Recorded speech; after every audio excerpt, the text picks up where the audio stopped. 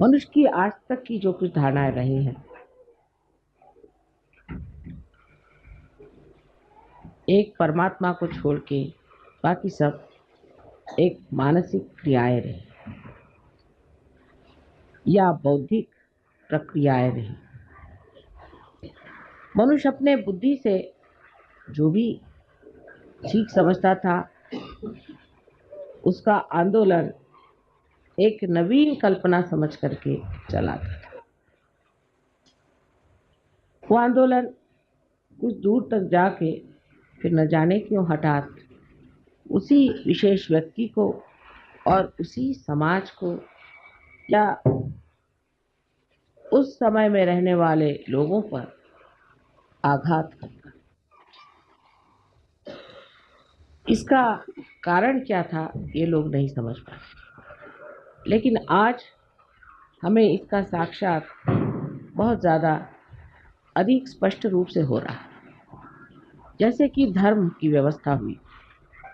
धर्म की व्यवस्था में मनुष्य ने जब भी बुद्धि और मानसिक शक्तियों का उपयोग किया तो बुद्धि के दम में वो एक वाद विवाद के क्षेत्र में बढ़ गया और अनेक वाद विवाद शुरू हो गए। अगर सत्य एक है तो पंथ इतने क्यों हुए, इतने धर्म क्यों हुए, उन धर्मों में भी इतने और भी जाति भेद क्यों हो गए। ऐसे भेद करते करते न जाने दुनिया में कितने ही गुट जम गए हैं जिसका समझ में नहीं आता है। किसी से पूछते हैं कि आप साहब कौन धर्म के हैं, तो आपको ऐसे धर्म का नाम बताएंगे कि जो आपने कभी सुना भी नहीं। ऐसे धर्म धीरे धीरे मेरे ख्याल से हर एक नवीन वर्ष में ही उत्पन्न होते गए, क्योंकि मनुष्य की बुद्धि हर एक नवीन वर्ष में कोई न कोई नया उमंग लेकर पैदा हो।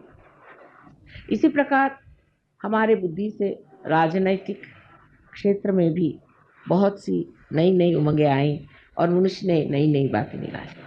जैसे शुरुआत में माना गया कि चलो एक राजा ही रहे तो अच्छा है, राजा सबको समझ लेगा और राजा से ही सबको बड़ा लाभ होता है।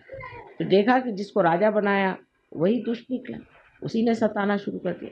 फिर कहा नहीं, राजा तो ठीक नहीं, इसकी जगह ऐसा करो कि प्रजातंत्र आप चीज शुरू। फिर उन्होंने प्रजातंत्र शुरू किया।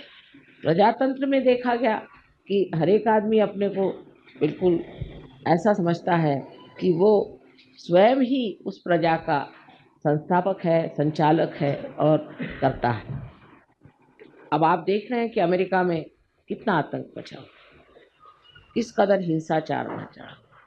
अगर पढ़ते हैं तो आश्चर्य होता है इस प्रजातंत्र का हाल ऐसा क्यों हो गया, ये तंत्र सारा गड़बड़ क्यों। वही हाल बाद में आप कम्युनिज्म जो आया वो उसकी एक समझ लीजिए कि दूसरी एक नवीन उमंग लेकर के संसार में आया कि अब हम एक नया ऐसा संसार बसाएंगे कि जिसमें सब मनुष्य में समानता आ जाए, उनमें कोई भी तरह का फर्क न रहे, खाने पीने में हर चीज़ में एक जैसा हो जाए और उसके अलावा उसको कोई स्वतंत्रता नहीं है। अगर वो स्वतंत्र हो गया तो स्व के तंत्र में वो गड़बड़ हो जाता है, इसलिए उसकी स्वतंत्रता हटा दी जाए। क्योंकि मनुष्य को जब एकदम मूर्ख समझा जाए तभी ऐसा हो सकता है। फिर मनुष्य मूर्ख नहीं है, वो तो हर जगह उसको आप जितना दबाइएगा उतना वो खोपड़ी पे चढ़ेगा। तो ये भी चीज़ कुछ बन नहीं पड़ी, वो भी नहीं बनी, ये भी नहीं बनी। इस तरह से जहाँ देखते हैं वहीं आतंक। धर्म के मामले में तो आप देख रहे हैं कि किसी के धर्म की हालत देख करके लगता ही नहीं कि परमात्मा भी कोई चीज़ हो सकती जो एकमय हो, वो केवल हो, इसके लिए सब लोग आपस में सर काट रहे हैं, सबको मार डाल रहे हैं। तो ये कारण क्या है?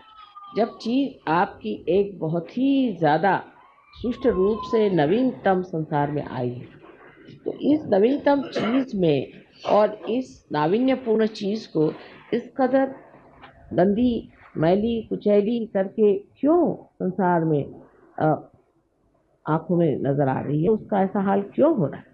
क्या वजह है कि जो चीज़ इतनी उदात्त महान और उसको शुरू करने वाले भी बड़े महान और उदात्त रहे हैं, वो सब के सब जा करके आज कहाँ पहुँच गए। जैसे अमेरिका में मैं सोचती हूँ कि बहुत बड़े इंसान हो गए, उनको हम कहते हैं अब्राहम लिंकन।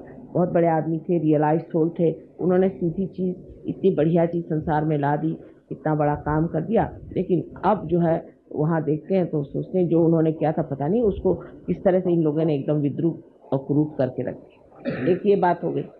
दूसरे अगर आप देखिए तो कम्युनिज्म भी जिस लेनिन और मार्क्स ने बनाया था वो भी रियलाइज सोच थे। उन्होंने भी जो सोचा था वो भी हितकारी चीज़ थी। वो हित के जगह अब सबका हित थी। और क्या धर्म के भी जो जो संस्थापक हुए सब भी बड़े उदार और बहुत महान लोग थे। और उनको भी कोई कह नहीं सकता, उनकी तरफ कोई निर्देश करके नहीं कह सकता कि इन्होंने कोई गलत काम किया हो या इन्होंने कोई गलत धारणा से कुछ हो, ऐसी बात नहीं। लेकिन आखिर आगे जाकर के वो चीज़ ऐसी थी। हीरा जो था वो जाकर के कीचड़ में कैसे मिल गया? हीरा तो जहाँ है हीरा ही रहना चाहिए, लेकिन ये तो हीरा जो आया सो पूछ करके जैसे उसका बिल्कुल ही तोड़ करके उसको मरोड़ करके और उसको कीचड़ ही बना। और सभी दूर ये चीज़ें देख कर बड़ा आश्चर्य होने लगता है कि इस तरह की जितनी भी उदात्त की चीज़ें आए। अब साइंस आया संसार में, लोगों ने कहा अब साइंस आया, अब तो हम लोग के सारे प्रश्न हल हो गए। और उस सब प्रश्न हल होने के बाद में और अब हमें कोई चीज़ की चिंता नहीं करनी चाहिए और सब चीज़ ठीक हो जाएगी। तो बात नहीं, हमने एक राक्षस बना के रख दिया है, एटम बॉम्ब, हाइड्रोजन बॉम्ब, ये वो अपने खोपड़ी पे खड़े कर दिए। इधर उससे ही बनी हुई ये प्लास्टिक और ये नायलॉन और ये सब इसके पहाड़ के पहाड़ खड़े कर दिए। ये सब चीज़ें जो सुविधा के लिए बनाई थी इतनी असुविधाजनक हो गई, इनसे दुनिया भर की बीमारियाँ आ गई, आफतें आ गई। आखिर क्या बची? क्यों इस तरह से हो गया?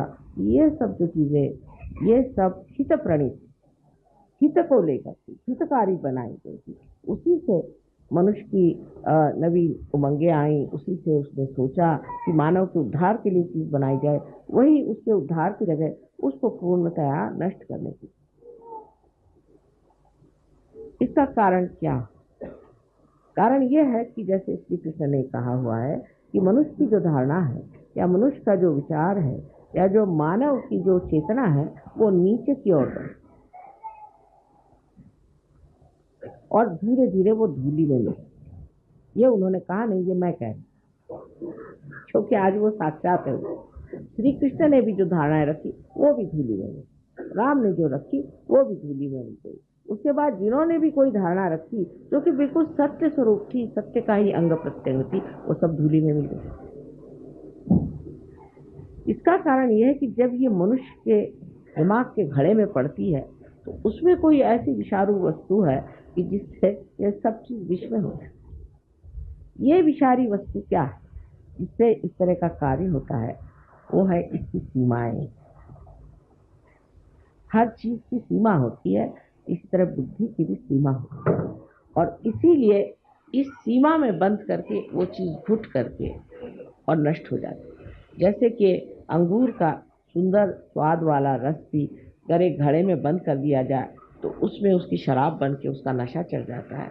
उसी प्रकार मनुष्य के मस्तिष्क में जो कि सीमित लिमिटेड है उसमें ये अनलिमिटेड चीज़ें डाल देने से एकदम नष्ट हो जाता है। इसका मतलब ये नहीं कि मनुष्य का मस्तिष्क ही कुछ खराब है।